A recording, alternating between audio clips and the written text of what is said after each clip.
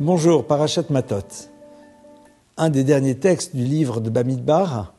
Rappelons-nous que Moïse va bientôt partir de ce monde. Une dernière guerre a été menée avec Midian et le peuple d'Israël a ramené un butin.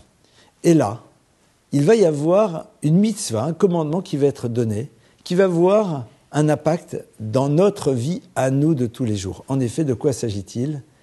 Des lois liées à la cachérisation des ustensiles. En effet, le texte va nous dire que lorsque les enfants d'Israël ramènent le butin, dans ce butin, il y a, entre autres, des ustensiles de cuisine, eh bien, le texte va nous dire, qu'on soit bien clair, voici de quelle manière vous allez rendre ces ustensiles aptes à pouvoir être utilisés par la suite chez vous.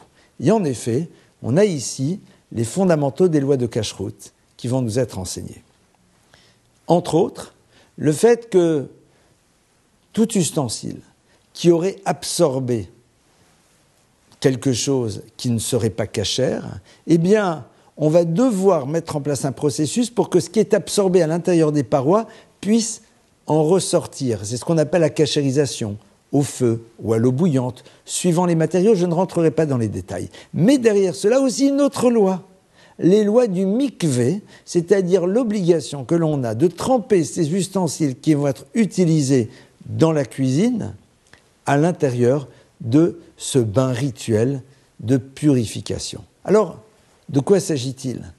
Rappelons-nous que la Torah donne une importance toute particulière à l'univers de la nourriture. Il y a bien sûr les lois de la cacheroute, c'est-à-dire toutes ces lois qui sont liées à ce que l'on peut consommer, ce que l'on ne peut pas consommer, pour une raison entre autres, c'est que ce que l'on consomme fait partie de nous-mêmes, s'inscrit à l'intérieur de notre corps. Or, rappelons-nous que notre corps, c'est le véhicule de l'âme.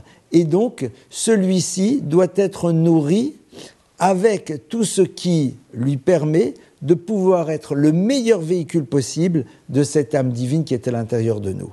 Eh bien, nos maîtres nous disent que même quelque chose qui ne serait pas cachère, c'est-à-dire qui est inapte à la consommation pour le peuple juif d'après les lois de la Torah, eh bien, nous ne devons pas du tout être en lien avec cette chose-là. C'est la raison pour laquelle vous me direz, mais ça va, c'est bon, les casseroles sont propres. Oui, mais il y a quelque chose qui est absorbé, il faut que ça ressorte complètement.